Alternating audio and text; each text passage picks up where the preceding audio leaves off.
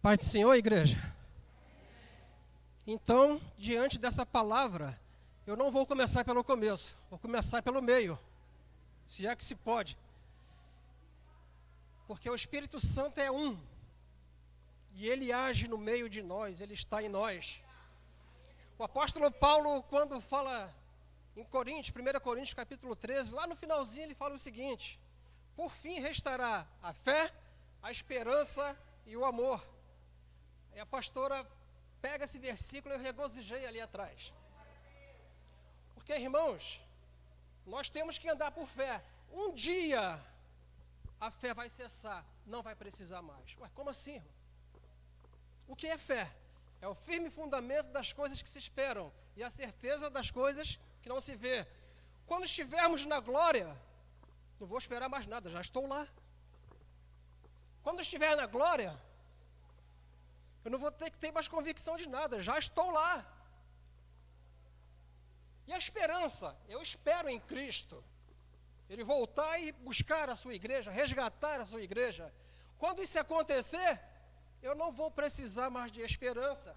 Já estou lá, já fui resgatado por Ele. Mas o amor permanece para sempre. O amor jamais acaba. Então, de fato, nós temos que andar por fé, estar na esperança da glória e viver o maior de todos os mandamentos, que é o amor. Esse nunca acaba.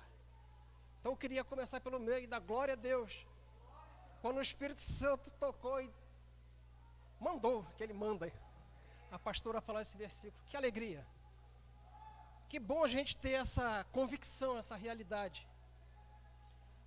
E dentro do mesmo assunto ainda, abra sua Bíblia. Nós vamos estar falando de fé ainda. Primeira carta do apóstolo Pedro. Glória a Deus, é muita alegria. É que nós costumamos falar quando estamos aqui à frente ou no altar, né, a gente sentindo essa presença do Senhor, e eu sei que você também está. A gente regozija muito, né, quando o Espírito Santo ele nos conduz. Na verdade, quando nós nos deixamos ser conduzidos por Ele, porque conduzir Ele sempre, mas nem sempre nós deixamos Ele nos conduzir. Abriu sua Bíblia, primeira carta do apóstolo Pedro, capítulo 1. Eu vou ler o versículo 1 e 2, mas eu vou te pedir que mantenha ela aberta, que a gente vai estar voltando nesse texto. Diz assim: Pedro, apóstolo de Jesus Cristo, aos estrangeiros dispersos no Ponto, Galácia, Capadócia, Ásia e Bitínia, eleitos segundo a presciência de Deus Pai, em santificação do Espírito, para a obediência e aspersão do sangue de Jesus Cristo. Graça e paz vos sejam multiplicadas. Amém? Então, Pedro, ele se prontifica segundo a orientação do Espírito Santo, escreveu uma carta, e essa carta vai ter um endereço. E o endereço, na verdade, não é um ponto fixo. Pedro vai escrever aqui algumas cidades, algumas localidades, onde tinha um povo que, por causa da perseguição daquele tempo, esse povo foi disperso. E eu entendo que ali houve uma permissão de Deus para que isso acontecesse. Porque se a gente voltar um pouquinho, no texto vai dizer o seguinte: olha, fiquem em Jerusalém até que do alto sejam revestidos de poder. E depois que vão ser revestidos, vai sair para pregar na sequência Jerusalém, me ajuda que fugiu a memória, Samaria, Judéia e confins da terra. Isso. Primeiro você fica, depois você vai. Tá? Então Pedro, sabendo que esse povo foi disperso, na verdade o povo fugiu de uma situação, E dentro da perseguição entra várias coisas, dentre elas, balanceamento da fé. Como foi falado aqui, permanecer em fé. Entra desânimo, entra vontade de voltar atrás. A dispersão, ela te faz paralisar em certas situações. E nós estamos vivendo um tempo, nessa pandemia, onde está havendo uma dispersão. Porque o que é uma dispersão? Se não espalhar, separar. Mas eu quero usar o outro contexto dessa palavra disperso, para esse momento que a gente está vivendo, dentro do contexto da igreja. A igreja não está espalhada. A igreja ela continua una. Mas infelizmente, essa palavra tem uma outra conotação. O disperso também pode me trazer o entendimento de desatento. Eu estou muito disperso, eu estou dispersivo demais, não estou prestando atenção em nada. E nessa situação, infelizmente, nós temos visto e ouvido muitas pessoas dentro da igreja dispersas. E isso é um perigo.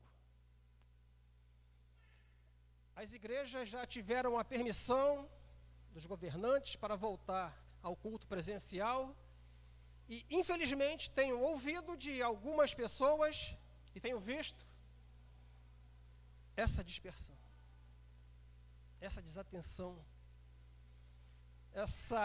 esse balanceamento da fé.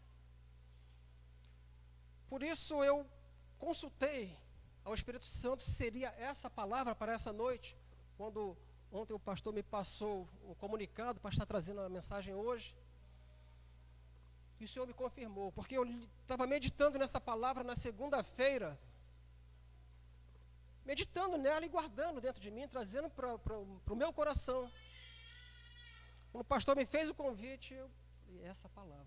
O Senhor confirmou essa palavra. Eu queria que você estivesse bem atento e não disperso nesse momento, para a gente caminhar junto naquilo que o Senhor tem para a igreja nessa noite. Amém? Essa saudação de Pedro, ela me alegra muito, eu gosto muito dessa saudação de Pedro. Ele fala isso nessa primeira carta, na segunda eu não lembro se ele fala exatamente assim. Mas no versículo 2 ele diz lá no finalzinho, graça e paz vos sejam multiplicadas. Mas Pedro está falando ali, está escrevendo a carta a um povo que estava numa situação terrível de perseguição. Então já no início da sua saudação, ele vai se apresentar, Pedro, apóstolo de Jesus Cristo, para que quem recebesse a carta nessas localidades soubesse quem foi que enviou a carta. Pedro, o apóstolo de Jesus Cristo, aquele que andou com Cristo, aquele que viu face a face o Cristo. Ele está escrevendo, trazendo para aquela situação, para aquela localidade, para aquelas pessoas, fortalecimento. Agora, essa palavra, para mim, parece que foi escrita semana passada, parece que foi escrita ontem, de tão atual que ela é em nossas vidas. Todos nós precisamos ser saudados assim, graça e paz vos sejam multiplicadas, porque, conforme disse a pastora ainda há pouco, as lutas são muitas e tentam nos fazer parar. Então, a graça do Senhor e a sua paz que Ele nos deixou, a cada dia tem que ser multiplicada em nossas vidas, para a gente poder ter forças para continuar, forças para caminhar. Então ele diz, Pedro, apóstolo de Jesus Cristo, aos estrangeiros dispersos no Ponto, Galácia, Capadócia, Ásia e Bitínia, eleitos segundo a presciência de Deus. Pedro começa aqui então já dá fortalecimento a eles. Ora, vocês foram eleitos pelo Senhor, vocês foram escolhidos pelo Senhor. Então andai em santificação do Espírito para uma obediência e aspersão do sangue de Cristo. Pedro já começa a carta trazendo esse fortalecimento. Dentro da saudação ele já traz para o povo esse fortalecimento. E não é uma palavra motivacional que Pedro dá, assim como não é uma palavra motivacional que eu vou estar trazendo essa noite para a igreja, não. Mas é uma palavra de fortalecimento na nossa caminhada. Acompanha comigo, do versículo 3 até o versículo 9, ele vai dizer o seguinte: bendito seja o Deus e Pai de nosso Senhor Jesus Cristo, que segundo a sua grande misericórdia nos gerou de novo. Gerou de novo. Novo nascimento. Regenerado, gerado novamente, um novo nascimento. E o Senhor fez isso na minha vida e fez isso na sua. Aleluia. Que nos gerou de novo para uma viva esperança pela ressurreição de Jesus Cristo dentre os mortos. A esperança que nós falamos ainda há pouco. Foi o Senhor que nos elegeu para isso. E não nós. Ele nos elegeu. Versículo 4. Para uma herança incorruptível, incontaminável e que se não pode murchar, guardada nos céus para vós, que mediante a, como está na sua palavra, mediante a fé, estás guardado na virtude ou no poder de Deus, para a salvação já prestes a se revelar no último tempo.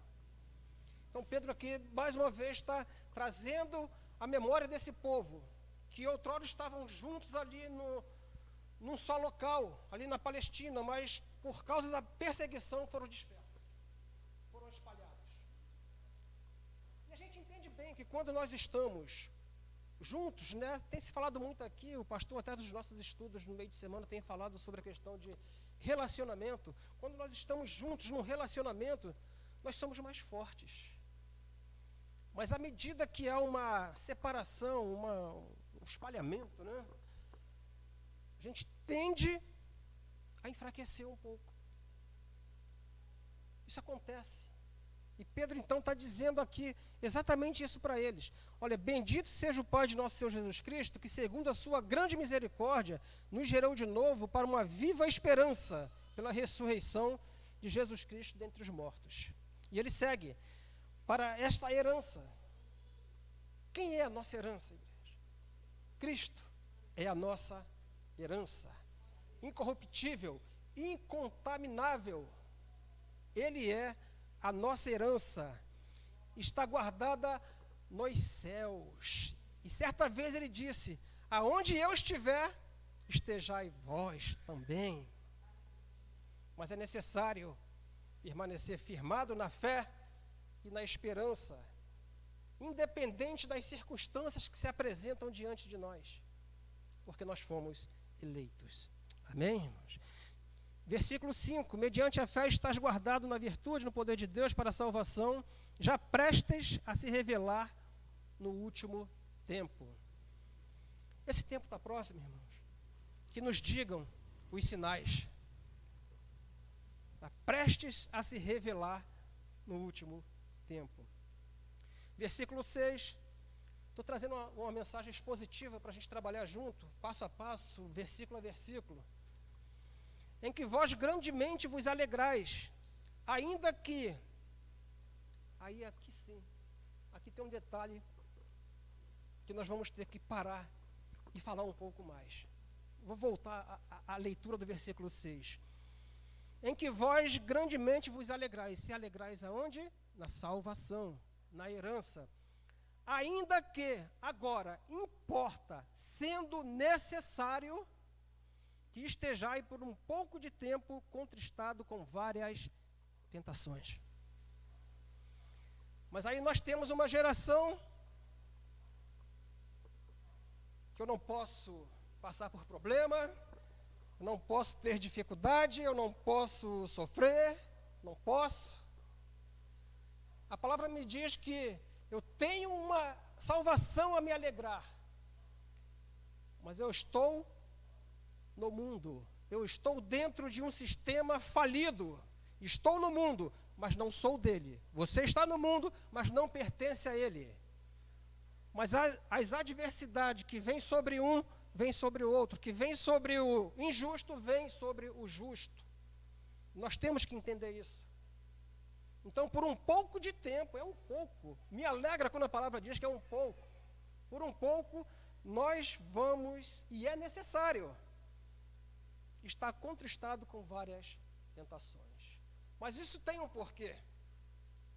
Isso tem um porquê, não é aleatoriamente. No versículo 7 ele vai explicar, para que a prova da vossa fé, foi falado em fé já no início, né?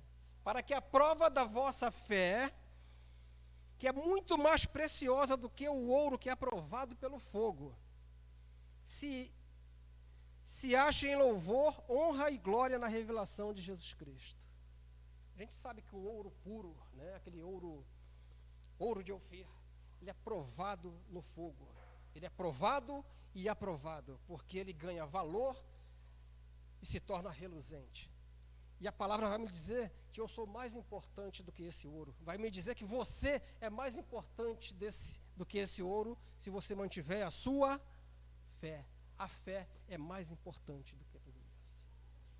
Então, ainda que você esteja passando situações, problemas, eu tenho uma notícia para te dar. Você vai continuar passando. Ah, mas você vai continuar passando. Mas passe com fé. Passe na dependência do Senhor. E não desanime, não se entristeça, não se disperse, não se desatente para aquilo que o Senhor tem nos falado através da sua palavra. Fé, irmãos. O justo viverá pela fé. É a nossa base, fé, para poder continuar diante das situações, das circunstâncias. Para que a prova da vossa fé é muito mais preciosa do que o ouro que perece, provado pelo fogo, se acha em louvor e honra e glória na revelação de Jesus Cristo, ao qual o Senhor Jesus Cristo, versículo 8 vai dizer isso, que nós nunca vimos e ainda não vemos. Nós não vemos. Pedro viu. Aquele que escreveu essa carta viu, andou com ele, face a face. Mas nós não. Aí ele vai dizer, ao qual não havendo visto, a mais. Só a glória de Deus para a gente fazer isso. Amar aquele que não vemos. É só o poder de Deus na vida do homem para fazer isso. Vos alegreis com gozo inefável e glorioso, alcançando o fim da vossa fé. Como eu disse a você ainda há pouco, a fé terá um fim. Não é isso? Aqui me comprova isso também. Alcançando o fim da vossa fé, aquilo que nós tanto esperamos, que tanto caminhamos para isso, que é a salvação da nossa alma. Oh, glórias a Deus. Então Pedro está fortalecendo esse povo. Pedro, através da palavra do Senhor, está fortalecendo você nessa noite. Eu não sei como está teu coração, eu não sei como está a tua caminhada, eu não sei nesse momento tão difícil que a gente está vivendo no mundo. Como está você? Se você está disperso, eu não sei. Eu tenho que me policiar, eu tenho que me vigiar. Eu não sei como você está. O bom é que estejamos juntos, relacionando-nos em amor, vivendo em amor e não estando dispersos. Amém, igreja? Alcançando o fim da vossa fé, a salvação da vossa alma. É o que eu espero, é o que você espera. É a herança que eu quero, é a salvação da minha alma. Mas, irmão, você falando assim, você não está colocando dúvida se é a salvação. Não. Eu só estou projetando para o futuro, quando o Senhor voltar para buscar a igreja. Porque certeza da minha salvação, certeza da sua salvação, você tem que ter. Tá? Aqui é só uma projeção para o futuro, para quando o Senhor voltar e buscar a igreja. E aí sim, eternamente estaremos com Ele na glória. Amém, irmãos?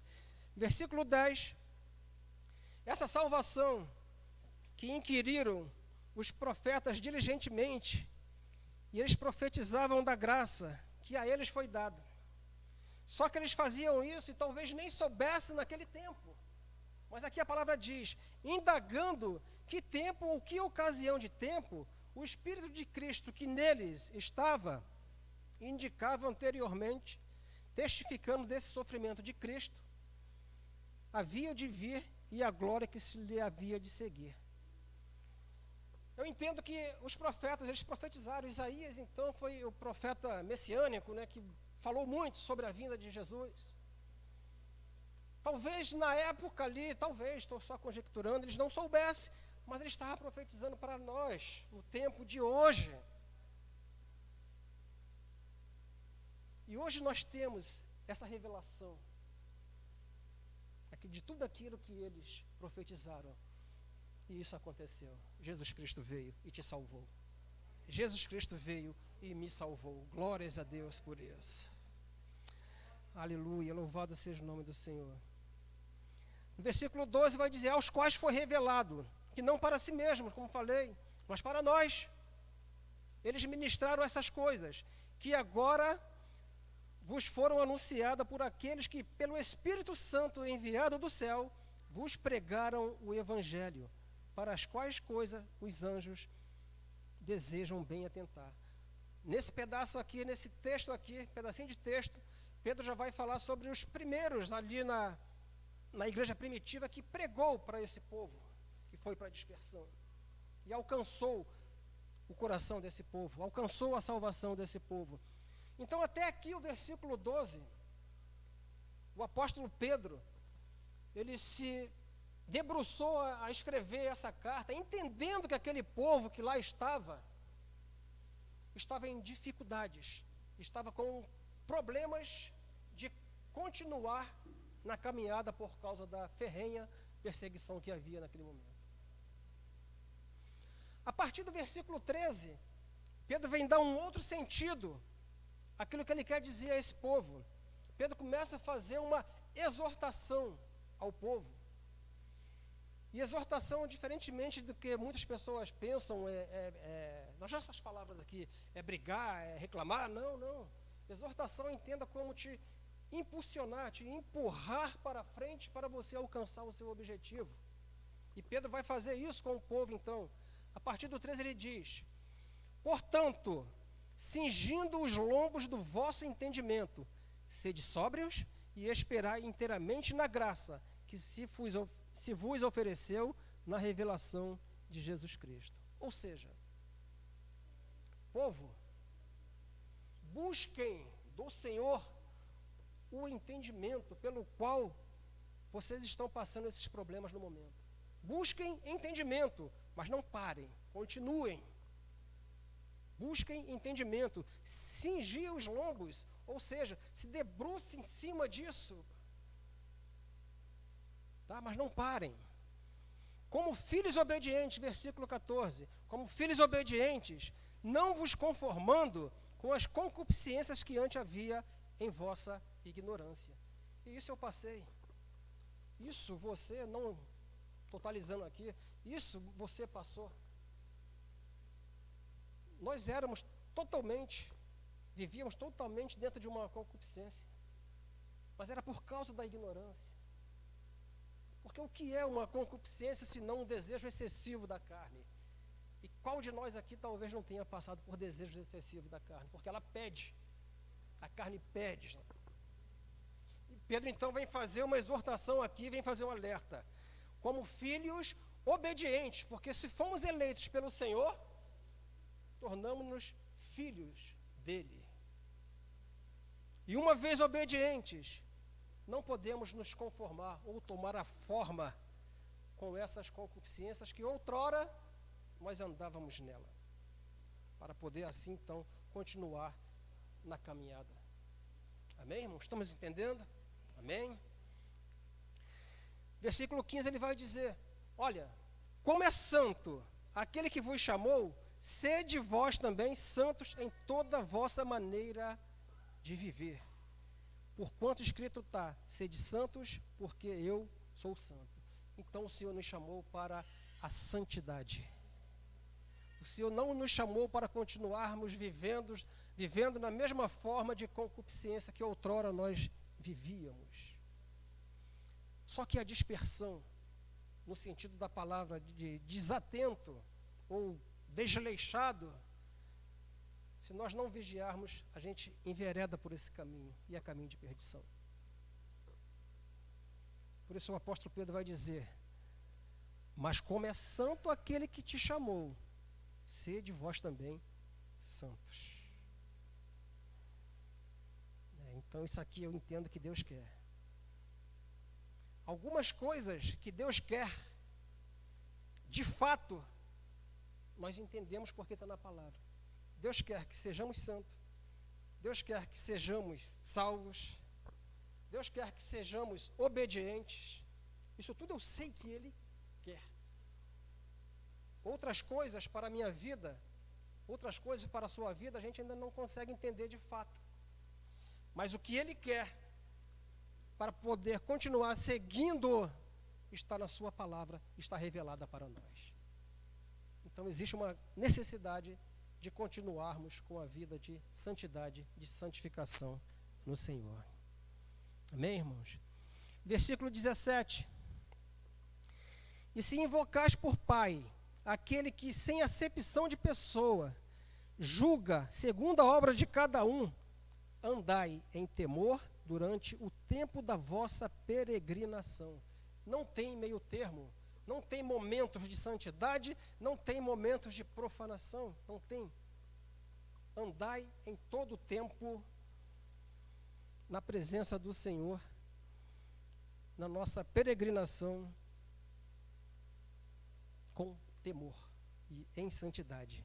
Porque esse mesmo que nos chamou, esse mesmo que nos elegeu, esse mesmo que quer que sejamos santos, Ele vai nos julgar pelas obras. É a obra de cada um. Amém, irmãos? Versículo 18. Sabendo que não foi com coisas corruptíveis, como prata ou ouro, que foste resgatado da vossa vã maneira de viver. E há pouco tempo eu, lá no meu trabalho, conversando com os colegas, e eu vivi isso, talvez você tenha vivido. Enquanto eu não conhecia o Senhor, eu vivia, simplesmente vivia um dia após o outro, naquele círculo vicioso de uma vida, mas não tinha uma esperança, não tinha uma perspectiva. O que vai ser? Como vai ser? Hoje não. Com o Senhor, uma vez eleito pelo Senhor, uma vez salvo, uma vez aguardando essa herança da salvação, eu sei que o meu fim, se eu posso dizer fim, porque do fim vem o começo, é o céu. E o céu para nós, irmãos, é o limite. O céu para nós é o limite. Então não pode ter uma maneira vã de viver na presença do Senhor. Ora vivíamos de forma vã, mas agora não. Aliás, teve um filósofo que falou uma frase mais ou menos assim, se eu me lembrar: existe mais mistério entre o céu e a terra do que sonha a nossa vã filosofia. E é a filosofia do homem, a maneira do homem viver sem Cristo é vã. Isso é uma verdade. Eu vivi isso, talvez você tenha vivido. Amém, irmãos? Podemos continuar? Versículo 19.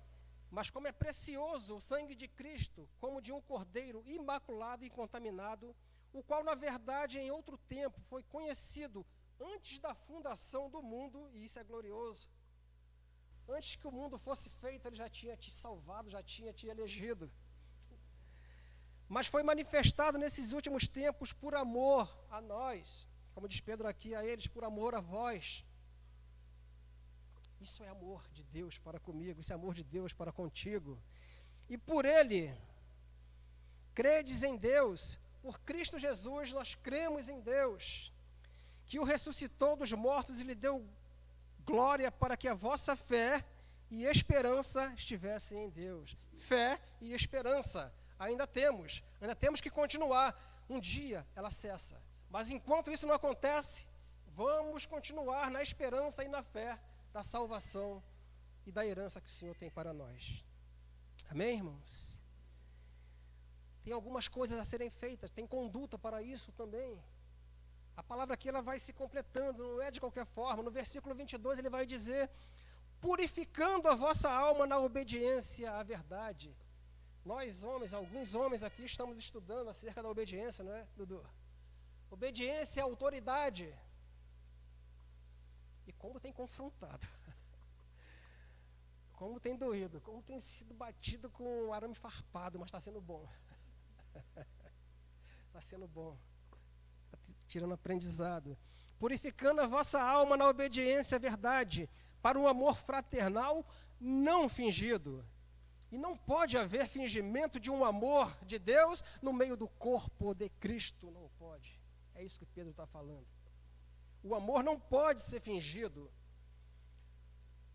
Ainda que como indivíduos que somos, podemos até ter alguns problemas, porque somos indivíduos, e isso é natural. Mas o amor nunca pode ser fingido no meio do corpo de Cristo. Pedro está falando isso para aquele povo que estava disperso lá, e está falando nessa noite para mim e para você. Amém, queridos? Purificando a vossa alma na obediência à verdade para o amor fraternal, não fingido, amai-vos ardentemente uns aos outros com um coração puro. Versículo 23. Sendo de novo gerados, não de semente corruptível, mas da incorruptível pela palavra de Deus, viva e que permanece para sempre. Aleluia. Versículo 24, Pedro fecha aqui de uma forma tremenda. Ele vai dizer, por quê? Porque toda carne é como a erva, e toda a glória do homem como a flor da erva.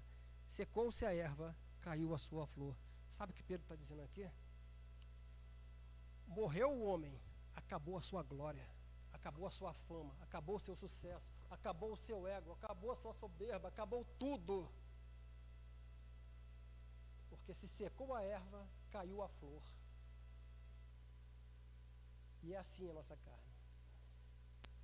Vai perecer e vai acabar. Mas a nossa alma, nosso espírito estará com o Senhor. Louvado seja Deus. É isso que Pedro, dentro desse contexto, ele chamou o povo a ouvir a carta que ele enviou, para fortalecimento desse povo. É certo, irmãos, que a nossa caminhada, ela é árdua. É certo, porque nós temos um adversário que não sossega um minuto, um segundo, uma fração de segundo sequer, para tentar nos tirar da presença do Senhor. Que a palavra me diz que o anjo do Senhor acampa-se ao meu redor, acampa-se ao seu redor, só que ao derredor está ele tentando buscar e tragar. Então nós temos um adversário. Ele é o adversário de Deus, e como nós somos filhos de Deus, ele é o nosso adversário, e não para. Não para. Por isso nós temos tantas lutas, tantas dificuldades na caminhada.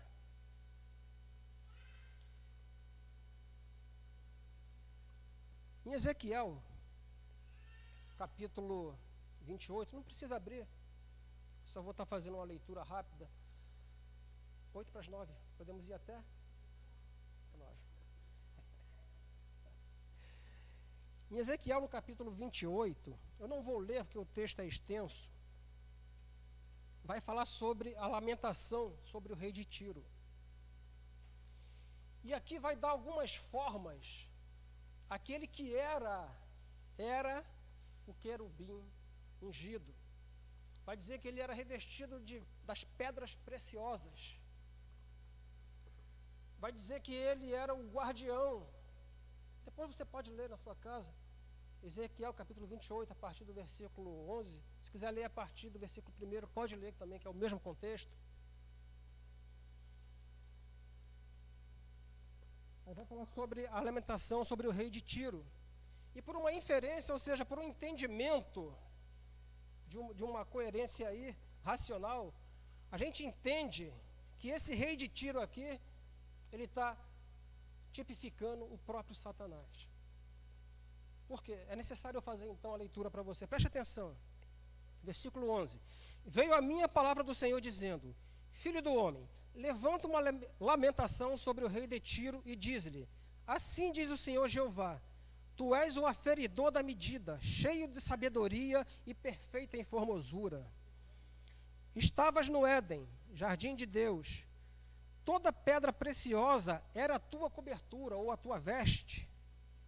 E aqui ele vai falar sobre todas as pedras, sardônia, topázio, diamante, enfim. Vai falar sobre todas as pedras. Né? E no final ele vai dizer, a obra dos teus tambores e dos teus pífanos estava em ti. Conhecia de louvor também. Conhecia de louvor também, entende? No dia em que foste criado, foram preparados. Tu eras querubim ungido para proteger e te estabeleci. No Monte Santo de Deus estava, no meio das pedras afogueadas andava. Perfeito eras nos teus caminhos, desde o dia em que foste criado, até que, aqui foi o problema. Aqui foi o problema. Até que se achou iniquidade em ti. Na multiplicação do teu comércio se encheu o teu interior de violência e pecaste. Pelo que te lançarei profanado fora do monte de Deus e te farei perecer, ó querubim protetor, entre pedras afogueadas. Elevou-se o teu coração por causa da tua formosura, corrompeste a tua sabedoria por causa do teu resplendor. Por terra te lancei, diante dos reis te pus, para que olhem para ti.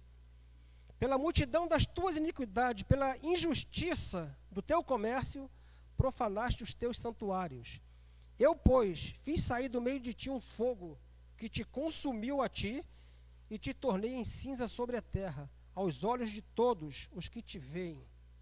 Todos os que te conhecem entre os povos estão espantados de ti.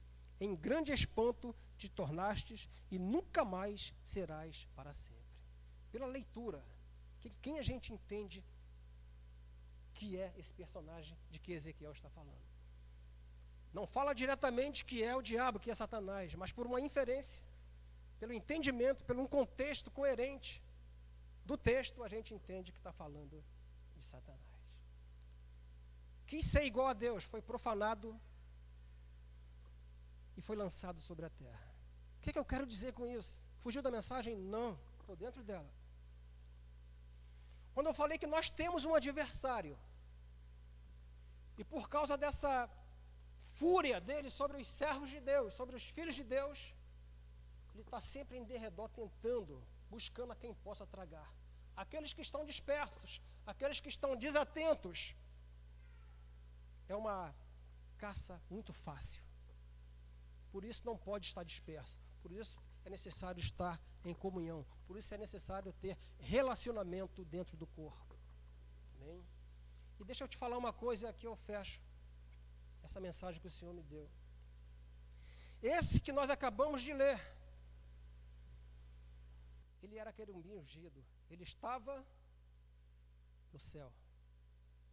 Ele conhece o céu. Ele conhece o céu. Ele estava lá. Ele foi lançado, precipitado. Foi expulso de lá. E uma vez nós, eleitos, como nós estudamos aqui na carta de Pedro, uma vez que fomos eleitos pelo Senhor para sermos filhos, para onde nós estamos caminhando, irmãos? Para o céu.